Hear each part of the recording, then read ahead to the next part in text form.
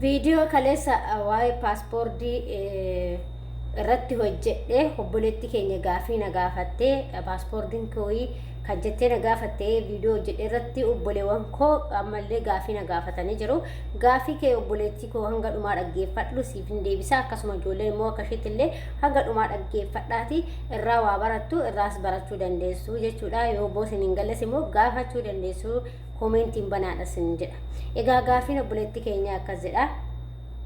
Naaf deebisi obboleetti koo ani paaspoortiin kiyya waggaa 4 fi ji'a 6 haaromsiisuu barbaada. Akkamitti haaromsiisuu barbaada jetteerti.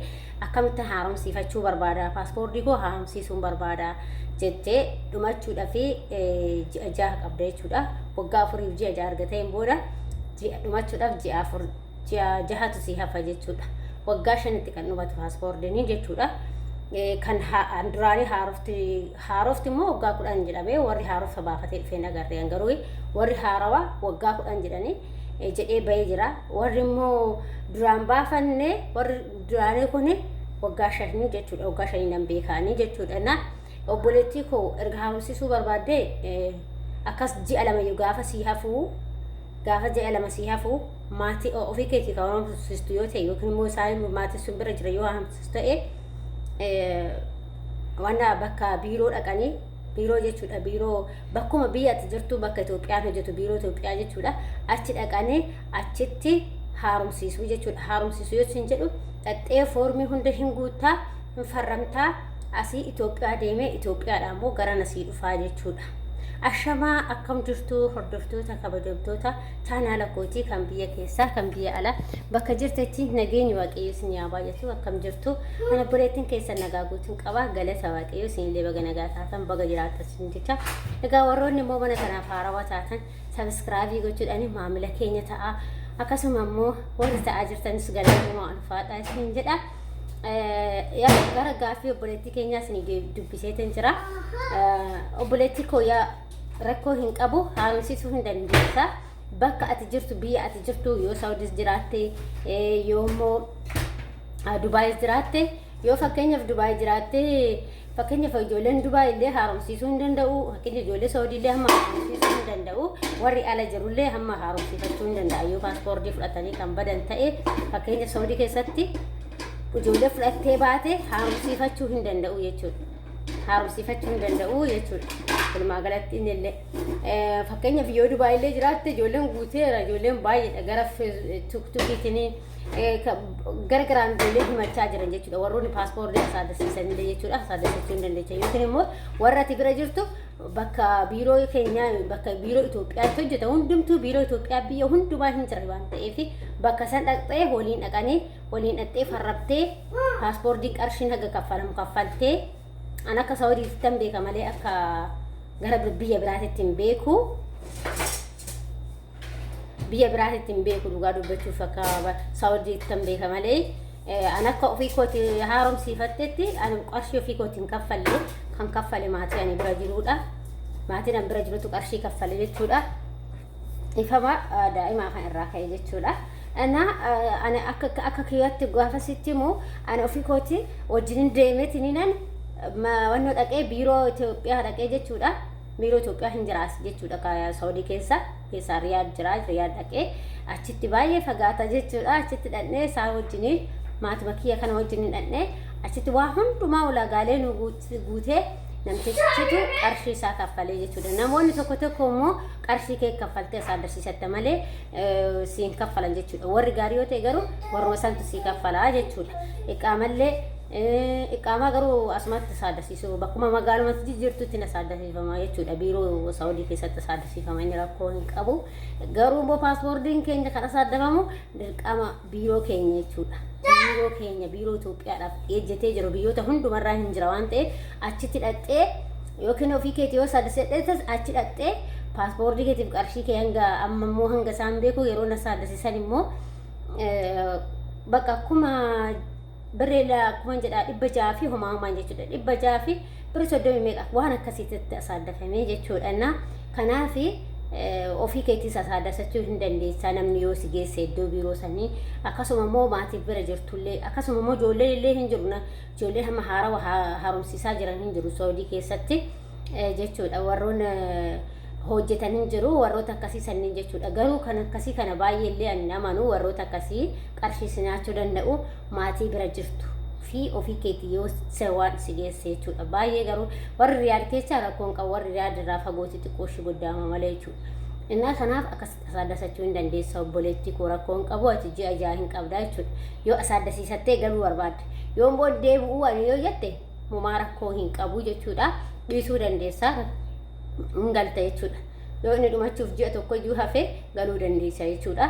Yoo immoo lakki galeetiin deebi'aa asaaddasifadhe jette dirqama keetti asaaddasiistee galuun kee siin jedha obboleetti koo sii gala jedheeti yaada warri siin hin galle immoo na gaafachuu dandeessanii. Kana paaspoortii asaaddasachuun haala kana asaaddasiifamaa jechuudha. Ji'a meeqa fudhata ijoolleen ji'a meeqa fudhata jettanillee hin jirtanii akka carraa ta'e obboleettii kootillee maal jedhaa paaspoortiin asaaddasiisuun fi ji'a meeqa fudhata jettee obboleettiin keenya tokkos na gaafatteerti. Gaafin kun nama lamatu na gaafate.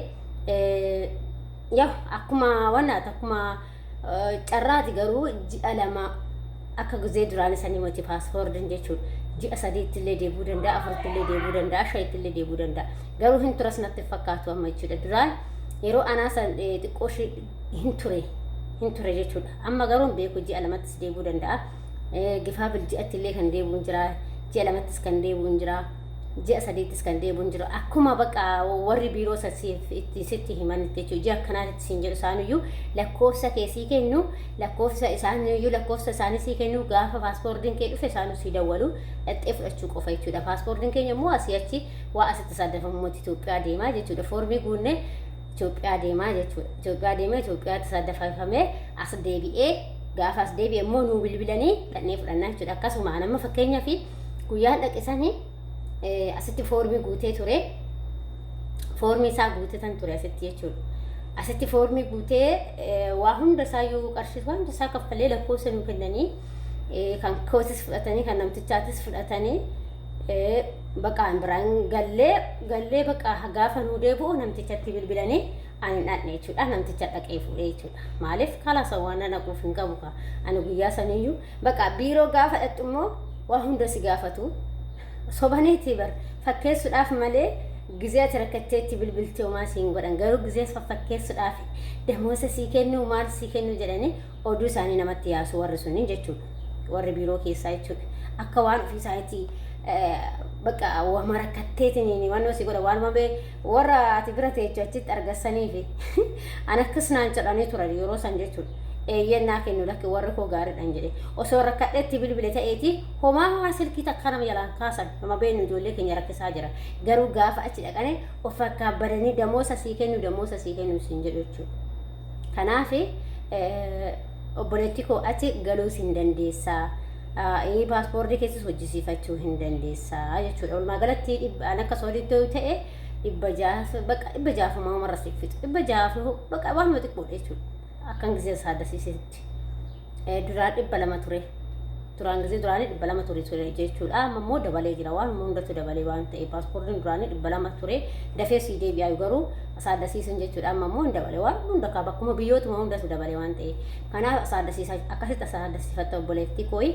Isheen immoo paaspoortiin kooyi akkamitti irraa dhumatee galuu danda'a deebi'uu danda'a ijoolleen jettan warri irraa dhumate immoo dhumatee jennaan dirqama asaaddasiifachuu qabdu malee galuu hin dandeessanii hin danda'amu. Garuu ka haarawaa kun akka beekannoon bahetti akka beeksisni bahetti erga dhumateen boodatti inni asaaddasiifamuu hin danda'u jedhamee himamee jira.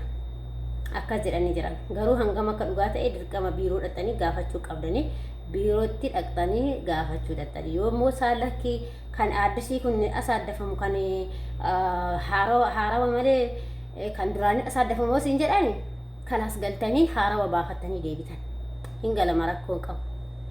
Galma maaliif waraqaa sii muranii erga paaspoortiin kee irraa dhumatee kun asaaddafamuu hin danda'amu yoo ta'e jechuudha. Maatinatti bira jirtu waraqicha sii muranii galuu dandeessaa jechuudha. Yoo immoo kan Itoophiyaa baafate addisii jechuudha yoo isaan akkasiin jedhan garuu akka gizee duraan jedhanii tokkotti gizee paaspoortiin keenya jijjiirame waan ta'e. Kanaaf dhaqaatii hundumaafuyyuu paaspoortii keessan akkamitti dhaqxanii ilaaltanii biiroo dhaqxanii asaaddasiifattanii achi isaaniyyuu isinitti himuu jechuudha. Kanaaf obboleetti koo asaddasiifachuu akkasitti dandeessaa. Waaqayyo si haa gargaaru. Yoo maatiin kee si bira maatiin kee maatii gaarii ta'e maatii si haa asaddasiisanii qarshii isaaniitu isaan si kaffalu yoo gaarii ta'e yoo badaa ta'e immoo damoosa keetirraa muruu jechuudha. Kanuma waliin dhadheetuma farramtaa jechuudha. Kanuma dubbiiwwan biraa hin jiru jechuudha. Yommuu kan dhuunfaa keetii ta'e ofii keetiifis asaddasifachuu hin dandeessaa biiroo Itoophiyaa deemtanii jechuudha. Kanuma sii gala jedheeti yaada obboleettii koo waaqayyo si haa gargaaru. Ijoolleen hin galuufis karoora qabdan waaqayyo hunduma keenya nu haa gargaaru. Jireenyi biyya ormaa waan akkasii qabdi. Obsaa isin jedhaa hordoftoota kiyyaa akkasuma kaa warroonni yaadaa fi qeeqa qabdani koomentii irratti barreessuun dagatinaayi. Waan gaafachiis gaafii yoo qabaatan gaafadhaa isin jedhaa. Waan walirraa beennu waan beennu waliif ibsinaa. Waaqayyo isin haa eebbisu. Warri immoo chaanaala kiyya Faarawaa subscribe gochuudhaan jajjabeessaa warri jajjabeessaa jirtanis galatuumaa ulfaadhaa isin jedha. Yeroo viidiyoo ilaaltan adarraa keessan laayikii nu godhaa. Warri dandeettan immoo sheerii godhaa. Warri immoo hin dandeenye laayikii godhaati viidiyoo keenya gadhumaa daawwadhaa isin jedha. Galatuumaa ulfaadhaa. Har'allee si fayyaduu baatu gaafa galametti ba'umsa waan guddaadhaan si fayyaduu danda'a waan ta'eef waan baay'ee irraa barachuu dandeessa waan ta'eef chaanaala kana subscribe gochuu hin dagatin. Barumsa sii kenna malee simmii waan tokko walirraa baranna. Har'aa mati gaafuma biyya keenya galleeyyuu waan baay'ee walirraa barachuu dandeenya jechuudha. Okay? Kanaaf maatii ta'uu hin dagatinaa isin jedha. Walumaa galatti isin jaalladha, isin kabaja hordoftoota kiyyaa. Bye bye. Aga viidiyoo wal warti deebitti.